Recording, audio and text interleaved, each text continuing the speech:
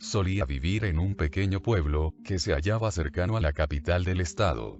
Era un lugar bastante pequeño, en donde solo vivían campesinos y ganaderos que se encargaban de vender sus productos a las grandes empresas, para que así pudieran llegar a la ciudad.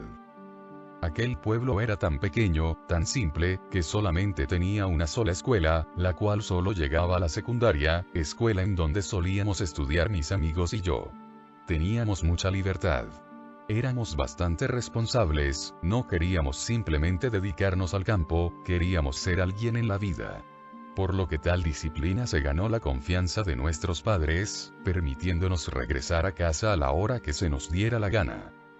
Al salir de la escuela lo primero que hacíamos era completar nuestros deberes escolares, para después jugar por el pueblo entero, ya sea a las escondidas, a las traes, encantados, en fin, todos aquellos juegos que seguramente tú jugabas a los 11 años.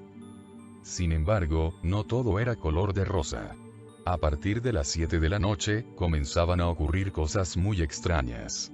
Dentro del pueblo, había un terreno baldío que se encontraba en venta desde que tenía memoria. Una gran puerta de metal ya bastante oxidada impedía al mundo divisar lo que había en el interior. A partir de la hora ya mencionada, a veces se escuchaban gritos desgarradores desde el interior. Gritos que, en ocasiones eran de mujer, otras de niños, ancianos, e incluso a veces hasta de animales como perros o vacas.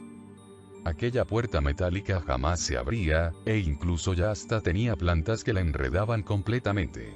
La posibilidad de que se metiera gente para realizar actos indebidos, se descartaba rápidamente. El letrero de "se vende" era ya color amarillo putrefacto, que incluso hacía que el material con el que estaba hecho, comenzara a desprender olores bastante desagradables. El teléfono que estaba escrito, era ya inexistente. Lo sé porque una vez lo comprobamos mis amigos y yo, al querer marcar con el fin de hacer una broma. Aquel terreno aparentemente baldío se encontraba en la esquina del pueblo, alejado de cualquier vivienda.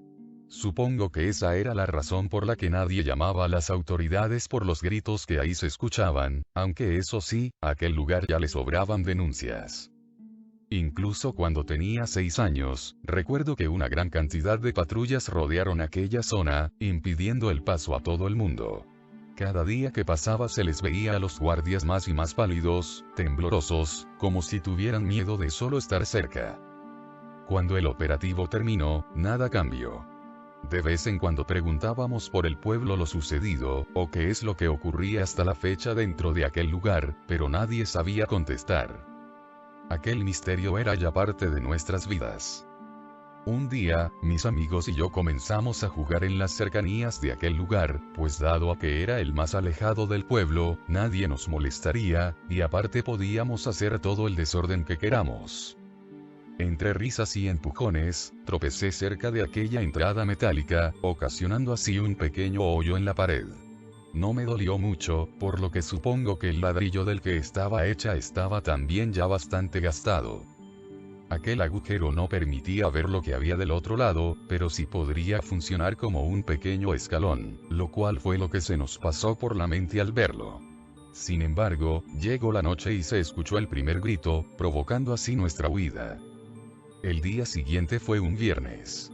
Mi amigo Lucas era el más interesado por saber qué habría dentro de tan enigmático terreno, por lo que al salir de la escuela nos dirigimos hacia allá nuevamente. Lo cierto es que tenía un poco de miedo.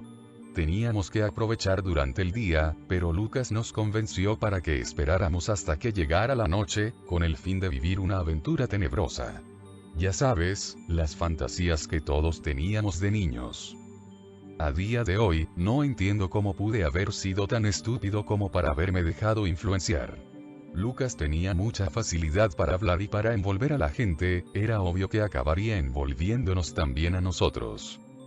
Total, la noche llegó, y el miedo nos invadió a todos exceptuando a Lucas, mismo que fue el primero que saltó por el muro, llamándonos cobardes.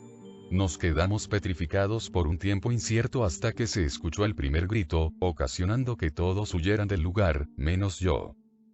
Yo me quedé en ese mismo lugar, estático, esperando a que Lucas regresara. Pasaron las horas, y nada, no había ni rastro de él. Eran ya cerca de las 10. Tenía libertad, pero aún así, sabía que no me iría nada bien si llegaba a casa demasiado tarde. Armado de valor, utilicé el agujero que yo mismo provoqué para llegar al otro lado. Una vez posé mis pies en aquellas misteriosas tierras, pude notar que el terreno no era tan vacío como pensaba. Había pequeñas chozas hechas de piedra, similares a las lápidas de los cementerios modernos. Entonces, me di cuenta del error tan grande que había cometido. Pude llegar hasta ahí gracias al agujero que ocasioné en la pared. Pero del otro lado, la pared parecía estar intacta. ¿Cómo podría regresar?